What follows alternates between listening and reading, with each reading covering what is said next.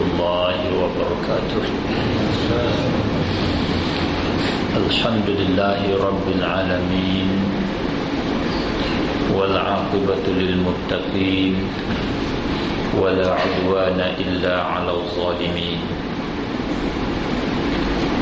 وأشهد أن لا إله إلا الله وحده لا شريك له وأشهد أن سيدنا محمدا عبده ورسوله. اللهم اجعل صلواتك ورحمتك وبركاتك على سيد المرسلين وإمام المتقين وخاتم النبيين سيدنا محمد عبدك ورسولك إمام الخير وقائد الخير ورسول الرحمة. اللهم ابعثه مقاما محمودا يربطه الأولون والآخرون. اللهم صل على سيدنا محمد وعلى آل سيدنا محمد كما صليت على سيدنا إبراهيم وعلى آل سيدنا إبراهيم إنك حميد مجيد. اللهم بارك على سيدنا محمد وعلى آل سيدنا محمد كما باركت على سيدنا إبراهيم وعلى آل سيدنا إبراهيم في العالمين إنك حميد مجيد. أما بعد، فإن أصدق الحديث كتاب الله وخير الهدى هدى سيدنا محمد صلى الله عليه وآله وسلم. اللهم اهدنا بهداك، اللهم اهدنا الصراط المستقيم، صراط الذين أنعمت عليهم من النبيين والصديقين والشهداء والصالحين وحسن أولئك رفيقا. ذلك الفضل من الله وكفى بالله عليما. اللهم وفقنا لإصابة الصواب والحق وزينا بالإخلاص والصدق وأعذنا من شر الخلق واختم لنا بالحسنى في لطف وعافية يا رب العالمين. الحمد لله والشكر لله. Puji dan syukur kepada Allah Subhanahu wa ta'ala di atas nikmat-nikmat yang Allah Subhanahu wa ta'ala memberi dan kurnia kepada kita. Khususnya Allah Subhanahu wa ta'ala memberi kepada kita agama pegangan yang betul. Alhamdulillahilladzi hadana li hadza wa ma kunna linahtadiya laula an hadanallah. Alhamdulillah, Allah Subhanahu wa ta'ala Dia memilihkan kita di antara makhluk-makhluk Dia, manusia-manusia yang ramai. Allah pilih kita di dalam kalangan yang ramai itu, menjadikan kita seorang daripada orang yang beriman kepadanya. Ini menunjuk di atas satu kelebihan yang Allah bagi kepada kita.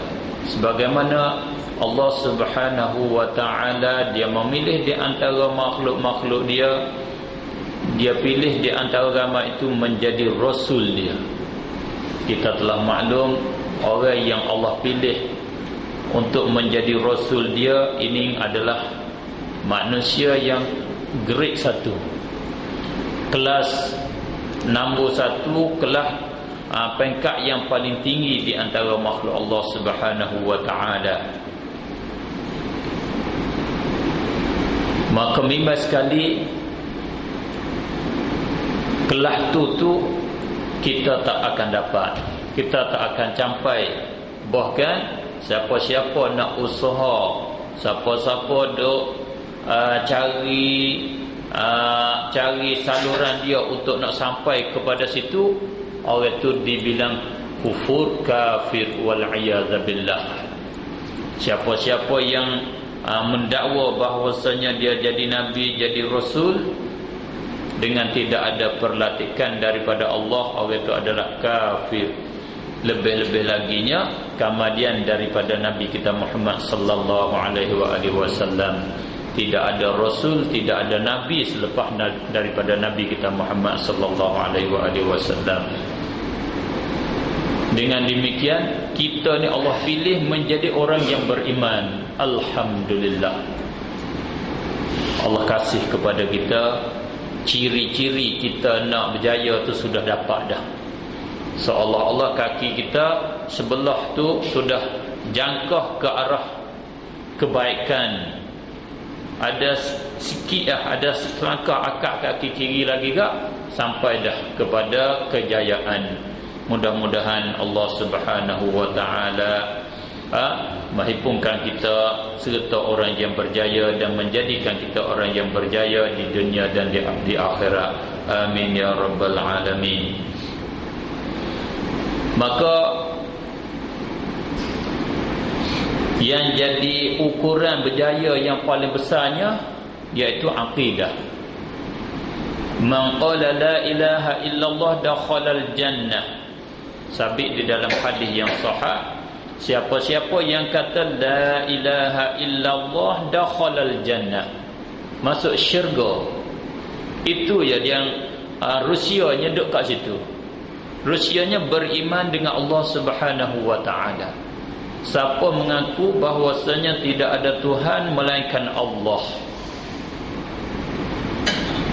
siapa kenal Allah Subhanahu wa taala, alhamdulillah. Itu kemuncaknya. Ataupun rusia kita nak dapat kejayaan, duduk kat situ. Mengaku tidak ada Tuhan melainkan Allah.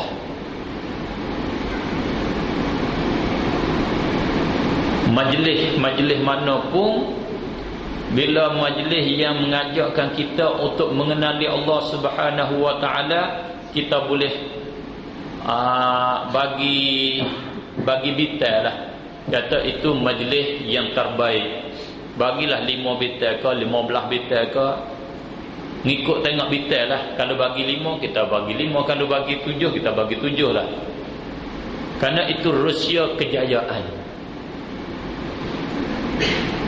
Tapi tak banyak orang yang sampai kepada hakikat la ilaha illallah. Kat situ susah sikit. Nak sampai kepada hakikat tidak ada Tuhan melainkan Allah. Hakikat dia, perkara yang sungguh-sungguh dia je, tak sampai. Kita nak ajak, kita nak usaha supaya kita sampai kepada hakikatnya. Yang di antara hakikatnya iaitu kita kena ada zauq, ada rasa, ada perasaan di dalam hati kita bahawasanya semua perkara yang berlaku dan yang telah berlaku, yang akan berlaku adalah susunan daripada Allah Subhanahu wa taala. Kejadian itu adalah hasilnya daripada susunan Allah Subhanahu wa taala. Satu. Yang kedua, susunan yang tersebut memang mempunyai hikmah-hikmah, mempunyai rusia-rusia yang kita tak tahu, yang kita tak sampai, ataupun mempunyai kebaikan-kebaikan walau pada zahir, walau pada fikiran akal kita yang pendek nampaknya tak baik, nampaknya tak begitu elok. Sekalipun orang yang kenal la ilaha illallah, dia nampak kecantikannya, dia nampak kebaikannya. Atau itu sampai ke tahap tu tak banyak. Tak banyak. Contoh mudahnya, kalau Allah Subhanahu wa taala memperlakukan musibah ke atas kita, Adakah kita rasa kata itu ada kebaikan? Dalam hati kita, kita bilang kata ini satu kebaikan yang Allah nak buat. Bahkan perbuatan ni adalah ada hikmah, ada rahsia sebaliknya. Adakah kita rasa? Tak rasa kita. Rasa apa ni? Apa bala? Cari punca. Bala ni daripada mana? Kita tahmah berpunca daripada orang Sianu bin Sianu, orang satu orang yang tertentu. Kita tak rasa suka di dalam hati kita, tak nampak kebaikan daripada Allah Subhanahu wa taala. Dan di antara orang yang sampai hakikat la ilaha illallah, dia rasa ada kebaikan tentang hukum-hukum syariat yang diperdu, yang diatur oleh Allah Subhanahu wa taala. Rasa ada kebaikan di dalam solat, ada kebaikan di dalam puasa, ada kebaikan di dalam berzikir kepadanya. Semua di dalam atur agama ada kebaikan padanya. Jangan rasa kata perkara agama ini hanya semata-mata ibadat kepada Allah, semata-mata arahan daripada Allah. Bukan. Kerana Allah, dia seorang satu Tuhan yang hakim, yang mempunyai hikmah yang bijaksana. Satu daripada perbuatannya mempunyai hikmah, mempunyai kebaikan-kebaikan yang banyak. Itu di antara orang yang kenal la ilaha illallah. Oleh kerana demikianlah siapa-siapa kata la ilaha illallah, orang itu akan dakhalal jannah, akan dia dapat terima syurga Allah Subhanahu wa taala. Mudah-mudahan kita sama-sama doa minta Allah Subhanahu wa taala menjadikan kita seorang yang kenal Allah Subhanahu wa taala sebenar-benar kenalnya. Minta Allah Subhanahu wa taala menetapkan kalimah la ilaha illallah kepada kita, bersama dengan kita sampai kepada kita bernapas, berhamus dengan nafas yang akhir, dengan nafas la ilaha illallah. Dengan itu kita berjaya dunia dan akhirat. Bila kita belajar di dalam masalah agama dan juga lain daripada masalah agama, kita maklum bahawasanya sudah jadi lumrah, tiap-tiap suatu dia ada perkara yang membawa menjadikan suatu itu yang baik. Di masa yang sama ada afat, ada penyakit-penyakit, ada perkara-perkara yang merosakkan sesuatu itu. Solat, ada perkara yang membuat menjadi solat kita sempurna, iaitu syarat-syaratnya dan rukun-rukunnya. Dan ada afah, ada penyakit-penyakitnya. Penyakit-penyakit solat yang merosakkan solat, yang mengurangkan martabat solat dan yang membinasakan solat sendiri. Begitu juga kalau kita di dalam urusan kita yang bahasa dunia, yang bahasa sementara ni, begitu juga kita meniaga. Ada perkara yang membawa kepada untung niaga kita, ada perkara yang merosakkan perniagaan kita, yang merugikan perniagaan kita. Begitu juga kita kenal Allah Subhanahu wa taala, akidah kita begitulah. Perkara yang untuk mentakmilkan, menyempurnakan akidah kita, ada di sana penyakit-penyakit akidah kita yang merosakkan akidah kita, yang menyebabkan bagi kita tu keluar daripada akidah yang sebenar, keluar daripada akidah la ilaha illallah wal a'yadzu billah. Bila keluar daripada akidah la ilaha illallah, binasalah kita, rusaklah kita sampai kepada kita kekal di dalam neraka Allah wal a'yadzu billah. Oleh kerana demikian, kena cara kita belajarnya dua. Kita belajar perkara yang menjadikan sempurna sesuatu, dan kita kena belajar penyakit yang merosakkan sesuatu itu. Kita kena belajar solat, dan kita kena belajar penyakit solat. Kita kena belajar ambil wuduk dan penyakit ambil wuduk. Apa dia? Afah dia, perkara-perkara yang merosakkan dia. Begitu juga akidah kita, kita kena belajar apa yang menyempurnakan akidah kita, apa yang merosakkan akidah kita. Berhubung kait dengan tajuk yang diberi kepada sayanya, iaitu tajuk sebagai jadi sambung dengan tajuk yang terdulu, iaitu hubung kait dengan akidah Allah Subhanahu wa taala berada di satu jihad. Allah Subhanahu wa taala berada di satu tempat yang tertentu, di dalam kawasan yang tertentu. Akidah itu, kalau kita kembali kepada fatwa ulama yang besar-besar, al-a'immatul kibar, imam-imam yang besar, sangat-sangat takutlah kita. Itu adalah satu afah, satu penyakit yang besar yang boleh membatalkan akidah kita. Imam Ibn Hajar Al-Haytami di dalam kitab dia Minhajul Qawi, kitab fiqh, di permulaan dianya sangat-sangat takut kalau kita tengok nakalan dia kat situ. Bahkan kalau kita tengok nakalan orang lain pun sama. Dia nakal daripada Imam Abu Hanifah. Dia kata ittifaq dah Imam Abu Hanifah, Imam Malik, Imam Syafi'i, Imam Ahmad Hanbali menghukum kufur mereka yang mengatakan Allah berjihad. Sampai kepada tahap tu. Sangat-sangat takutlah kita. Tetapi ada yang pendapat yang jadi tak ekstrem, tak terik sangat. Dia kata ada tafsil, tilik.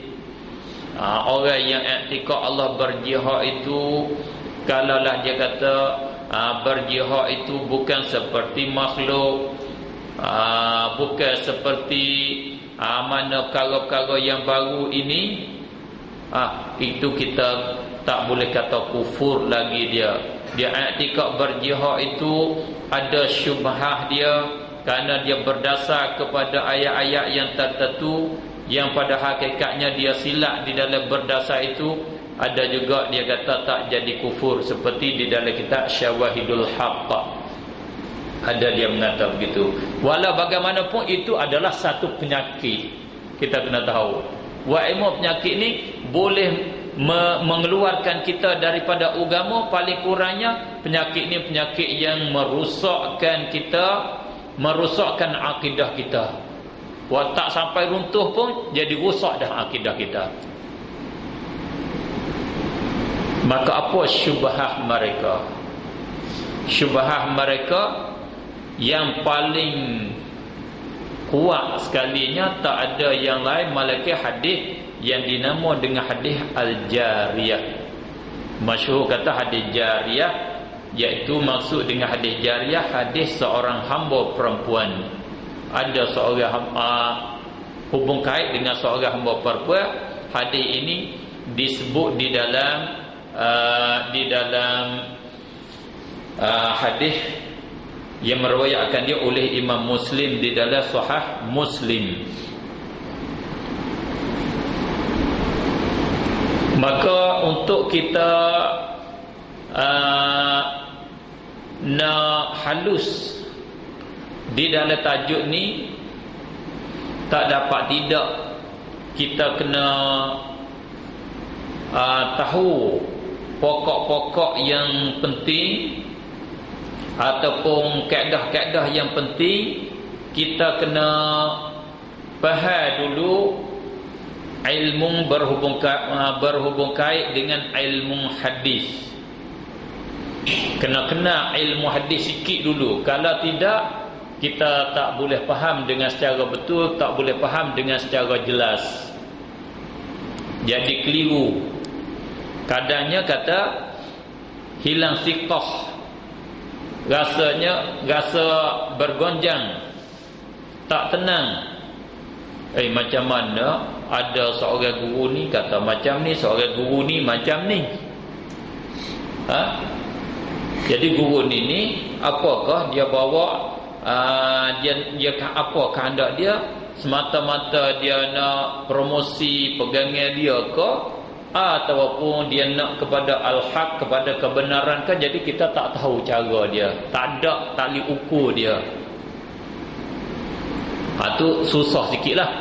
Kerana selalu, bukan, kalau kita dengar orang memberi syarahan agama ni, dia kata kita mesti, ataupun kaedah di dalam agama Al-Quran dan hadis. Yang melampau tu kita kena berpegang dengan Al-Quran dan apa yang dibuat oleh Rasulullah sallallahu alaihi wasallam. Itu hak melampau. Tu melampau tu. Kita sedar tak kata melampau? Kalau kita tak sedar tu makna kita kurang tali ukur lagi. Neraca kita tu neraca buat timbal berah, bukan buat timbal mah lagi. Sebab kalau mari hak ringan-ringan tu tak ada bergerak jarum dia. Kena mari hak berat-berat baru bergerak jarum dia. Oh, ni salah ni. Baru bergerak jarum dia. Kita naknya supaya kelo kita, ukuran kita tu mari perkara yang sikit silap pun kita sedar. Ini silap, ini rusak. Tu sampai kepada situ barulah boleh kita yakin, barulah boleh kita tenang. Tak sampai ke tahap tu kita tak tenang. Kerana tali ukur kita, kilo kita, neraca kita tu neraca yang berat, neraca yang kasar. Itulah susah sikit. Walau bagaimanapun pengalaman saya sendiri, kalau tak sampai kepada peringkat yang saya kata tadi, selama itulah kita tak kejap, kita tak kemah, kita bergonjang. Boleh dua saja yang tak bergonjangnya, wa'imah kita sampai kepada tahap yang kita boleh ukur tadi. Yang keduanya kita ikut buta tuli. Itu mudah lah. Macam mana? Aku nak ikut baboli. Senang tu. Mari macam mana pun tak bergonjang dah. Sebab apa? Aku baboli. Itulah orang kata Taimi Wahabi. Seperti Wahabi. Dia tak bergonjang Wahabi. Sebab apa dia tak bergonjang? Kerana aku nak ikut yang Wahabi. Walau mari hadis macam mana pun aku tak ikut, ini Wahabi. Wahabi yang betul. Tu macam tu, dia ikut buta tuli. Dakwa lidah dia kata, ya kita turut Al-Quran dan hadis, tapi yang sebenar dia, kewahabian dia itulah yang kuatnya 200%, bukan 100%. 200% dia penuh kat situ. Ini yang kita kena ambil sikapnya. Bila nak sampai kepada tahap ni, kena tidur kat rumah lah lebih banyak sikit, baru boleh sampai. Kalau ikuti majlis-majlis tu, lambat sampai juga. Kena lama, kena banyak kali ikut. Kita tidur kat rumah tu, jaga-jaga mari, tahulah Allah bagi mimpi, boleh dalam ilham dalam mimpi, banyak boleh lah macam tu nya. Kita kena tahu cara neraca ilmu hadis. Kalau kata kita mesti ikut apa yang dibuat oleh Rasulullah, itu ekstrem. Tak betul cara dia. Tak betul. Kerana bui faham bahawasanya apa yang tidak dikerja oleh Rasulullah sallallahu alaihi wasallam adalah salah. Tak boleh kita ikut. Maka itu sangat-sangat salah di dalam agama. Kalau kita faham betul-betul, kalau tengok kepada kelaziman perkataan dia itu menyebab bagi jadi kufur wal a'yadzu billah. Kelaziman itu menjadi kufur juga, menyebab bagi jadi kufur. Sebab dia menambahkan agama Allah Subhanahu wa taala, bangsakan perkara agama kepada Allah, kepada Rasulullah, sedangkan perkara itu Allah dan Rasulullah lepas daripadanya. Dia mengharamkan beberapa perkara yang tidak muharam oleh Allah, dengan bangsa kata Allah muharam. Dia mengharamkan beberapa perkara, dia membangsa kepada Rasulullah, kata Rasulullah mengharamkan, sedangkan Rasulullah tidak mengharamkan. Itu yang saya kata boleh jadi sebab bagi jadi kufur, wal a'yadzabillah. Terang-terang dia mengharamkan berdoa dengan secara berjamaah, dengan cara beramai-ramai. Dia mengharamkan berdoa selepas solat kerana Rasulullah tak buat. Dia kata ini perkara bid'ah kerana di dalam agama tak boleh. Dia buat dengan pandangan dia sendiri. Pandangan sendiri.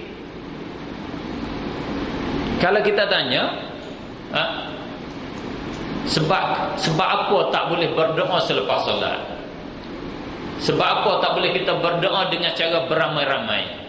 Kita pergi kat sini. Ini asas supaya nak pergi kepada hadis jariah. Akhirnya hadis jariah 2 bulan depan pula.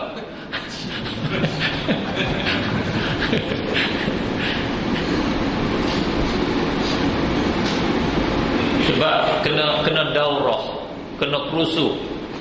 Buat masa 12 jam ke 9 jam ke. Kita orang tua makan nasi lama dah, banyak dah dalam perut kita, tak payah balik makan nasi.